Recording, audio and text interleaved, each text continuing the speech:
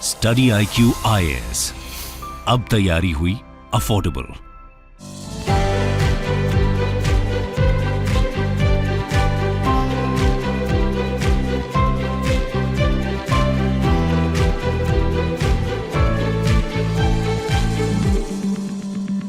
नमस्कार दोस्तों, कल रात से मैं देख रहा था कि कई सारे मीडिया आउटलेट्स के द्वारा लगातार दिखाया जा रहा है कि इलेक्शन कमीशन ने यहां पर डिस्क्वालीफाई कर दिया है झारखंड के सीएम हेमंत सोरेन को एज एमएलए। आपको पता है किसी भी राज्य के अंदर अगर किसी को चीफ मिनिस्टर होना है तो उसको एमएलए होना जरूरी होता है। जहां पर बाई कैमरल लेजिस्लेचर होता है, जहां पर लेजिस्लेटिव काउंसिल होता है, तो वहां पर तो या तो आप लेजिस्लेटिव असेंबली के मेंबर हो सकते हो या फिर लेजिस्लेटिव काउंसिल के। लेकिन झारखंड में यूनिकैमरल है, आपको पता होगा, तो यहां पर आपको लेजिस्लेटिव असेंबली का मेंबर होना जरूरी है to remain as a CM. लेकिन अगर मान लो इलेक्शन कमीशन ने झारखंड के सीएम को एमएलए के पद से ही डिस्क्वालीफाई कर दिया, तो यहां पर क्या वो सीएम बने रहेंगे, नहीं बने रहेंगे, वो मैं आपसे डिस्कस करूंगा। यहां पर आप देख सकते हो, disqualify Hemant Soren as MLA over mining lease, election commission tells governor.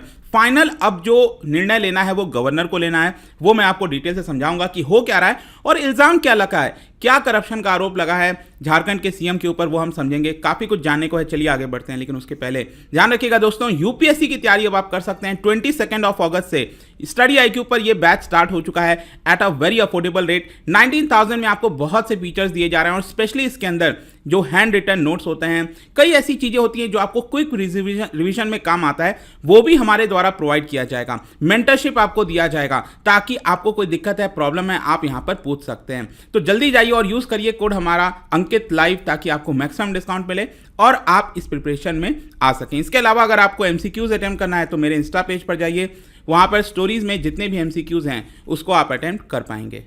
तो चलिए देखते हैं एग्जैक्टली हुआ क्या है। देखिए, झारखंड के अंदर इस समय जो सरकार है, it is basically led by JMM। JMM क्या है? झारखंड मुक्ति मोर्चा, जिसके लीडर हैं इस समय हेमंत सोरेन और चीफ मिनिस्टर हैं झारखंड के। तो हुआ क्या कि उनके ऊपर एक प्रकार से आरोप लगा कि उन्होंने अपने आप को ही माइनिंग का लीज दे दिया है और इसी को देखते हुए यहां पर इलेक्शन कमीशन को डिसीजन लेना था। इलेक्शन कमीशन को तो क्या मतलब, इलेक्शन कमीशन को डिसाइड करना था कि under representations of people's act 1951, आपको पता होगा ऑफिस ऑफ प्रॉफिट के बारे में, तो डिसाइड करना था कि क्या ये ऑफिस ऑफ प्रॉफिट के तहत आता है, नहीं आता है, और वो रिकमेंडेशन उनको गवर्नर को सौंपना था। तो बताया ये जा रहा है सोर्सेज के माध्यम से, ज्यादातर जितने भी मीडिया आउटलेट्स हैं, कल से आप देखोगे तो यही आ रहा है कि इलेक्शन कमीशन ने अपना निर्णय गवर्नर को दे दिया है और कह दिया है कि आप उनको डिस्क्वालीफाई कर सकते हो as member of legislative assembly. और इसी की वजह से यहां पर अब उनकी जो कुर्सी है, सरकार है, वो एक प्रकार से प्रॉब्लम में आ गई है। तो चलिए सबसे पहले तो अब यहां पर यह समझना है कि एलिगेशन क्या है, आखिरकार ये पूरा मामला हुआ क्या। एक्चुअली बात यह है, फरवरी के महीने के, इसी साल के फरवरी के महीने के आसपास जो बीजेपी पार्टी है, जो अपोजिशन पार्टी है झारखंड के अंदर, वो गवर्नर के पास चली गई कंप्लेन लेकर। क्या कंप्लेन लेकर गई कि यहां पर उन्होंने आरोप यह लगाया, while being in charge of state mining department, मतलब कि जो चीफ मिनिस्टर हैं वो माइनिंग डिपार्टमेंट के भी इंचार्ज थे, मतलब उसको संभाल रहे थे। उसके रहते हुए, उसके दौरान उन्होंने अपने आप को ही एक माइनिंग लीज दे दिया। कौन सा माइनिंग लीज? बेसिकली यहां पर एक स्टोन चिप माइनिंग लीज बताया जा रहा है। उन्होंने अपने आप को ही एलोकेट कर दिया और अपने जो एडवाइजर हैं, पॉलिटिकल एडवाइजर पंकज मिश्रा, उनको भी एलोकेट कर दिया, प्रेस एडवाइजर उनको भी एलोकेट कर दिया। ऐसा बीजेपी ने पहले आरोप लगाया और गवर्नर को बोला कि आप उनको डिस्क्वालीफाई कर दीजिए क्योंकि यह ऑफिस ऑफ प्रॉफिट के तहत आता है। और इनफैक्ट यहां पर एक और यहां पर आरोप लगाया गया बीजेपी के द्वारा कि जो झारखंड के चीफ मिनिस्टर हैं, उन्होंने अपनी वाइफ कल्पना सोरेन को भी कुछ लैंड झारखंड के अंदर एलोकेट कर दिया, जो कि अगेन गलत है। तो ये आरोप यहां पर लगाए जा रहे थे।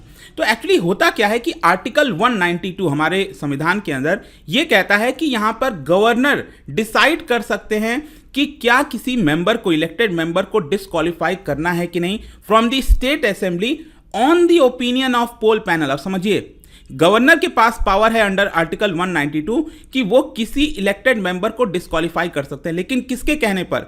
जो इलेक्शन कमीशन होगा, उसका जो ओपिनियन होगा, उसके बेसिस पर यहां पर डिसाइड कर सकते हैं। तो अल्टीमेट डिसीजन तो समझो कि गवर्नर को ही लेना है यहां पर। तो इसी के तहत क्या हुआ कि गवर्नर ने ये जो सारी चीजें हैं वो भेज दिया इलेक्शन कमीशन के पास। ये कह दिया इलेक्शन कमीशन को कि आप इस मामले की जांच करिए, देखिए क्या ये ऑफिस ऑफ प्रॉफिट के तहत आता है कि नहीं आता है, जो भी झारखंड के सीएम के द्वारा किया गया है, और फिर आप हमें यहां पर ओपिनियन दीजिए। और इसी को देखते हुए इलेक्शन कमीशन ने फिर झारखंड के गवर्नमेंट से यहाँ पर रिटर्न में मांगा, डॉक्यूमेंट्स मांगा माइनिंग लीज के बारे में। और इनफैक्ट मैं आपको बताऊं तो एक पीआईएल भी डाला गया था झारखंड हाई कोर्ट के अंदर, पब्लिक इंटरेस्ट लिटिगेशन। तो झारखंड के हाई कोर्ट ने भी यहाँ पर सरकार से कुछ नोटिस जारी किया और ये कहा कि आखिरकार ये मामला क्या है पूरा। तो देखिए, आपको ये समझना है, फिर आगे चलकर इलेक्शन कमीशन ने हेमंत सोरेन से भी पूछा कि हम आपको डिस्क्वालीफाई क्यों ना करें। तो फिर हेमंत सोरेन ने भी जो भी जवाब वगैरह दिया होगा। लेकिन मैं आपको बता दूं कि जो रिप्रेजेंटेशन ऑफ पीपल एक्ट है 1951, उसके अंदर एक सेक्शन आता है जो आपके लिए बहुत इंपॉर्टेंट है जानना, दैट इज सेक्शन 9A। ये कहता है ऑफिस ऑफ प्रॉफिट के बारे में।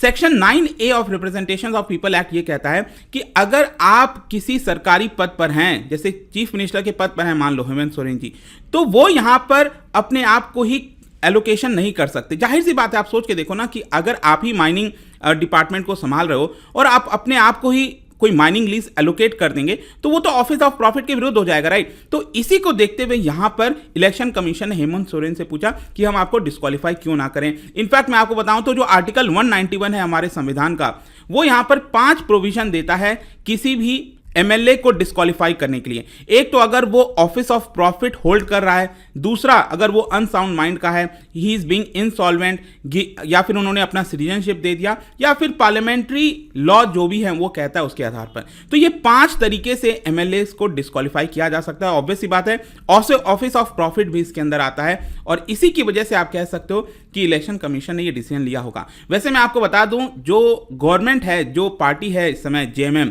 उनका यहां पर कहना है कि देखिए थोड़ी सी गड़बड़ी हो गई थी। एक्चुअली अगर आप देखोगे झारखंड मुक्ति मोर्चा का, उनका बेसिकली कहना है कि ये जो माइनिंग लीज की बात हो रही है ये तो हमें 2009 में दिया गया था। अब वो माइनिंग लीज बेसिकली एक्सपायर हो गया और बेसिकली हमने उसको एक्सटेंड किया था और ये बाय मिस्टेक क्या हुआ कि हमने अपने आप को ही यहाँ पर माइनिंग लीज दे दिया, ऐसा झारखंड के सीएम का कहना है। और वैसे मैं बताऊं तो ये जो लीज की बात हो रही है ये काफ़ी छोटा लैंड है, आई थिंक 1 एकड़ से भी कम है, 0.8 कुछ समथिंग है।